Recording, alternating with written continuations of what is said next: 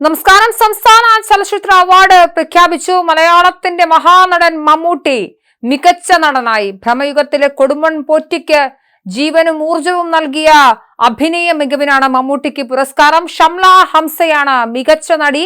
ഫെമിനിച്ചി ഫാത്തിമ എന്ന സിനിമയിലെ മികച്ച അഭിനയത്തിനാണ് സംസ്ഥാനം പുരസ്കാരം നൽകി ആദരിക്കുന്നത്. മികച്ച സംവിധായകനായി ചിദംബരത്തെ തെരഞ്ഞെടുത്തു. മഞ്ഞുമൽ ബോയ്സ് എന്ന സിനിമയുടെ സംവിധാനത്തിനാണ് അദ്ദേഹത്തിന് അവാർഡ് ലഭിച്ചത്. പ്രേമലുവാണ് മികച്ച ജനപ്രിയ ചിത്രം.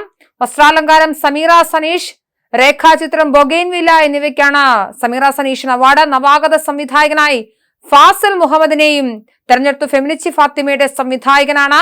മികച്ച സംഗീത സംവിധായകനായി സുഷിൻ ശ്യാമുണ്ട്.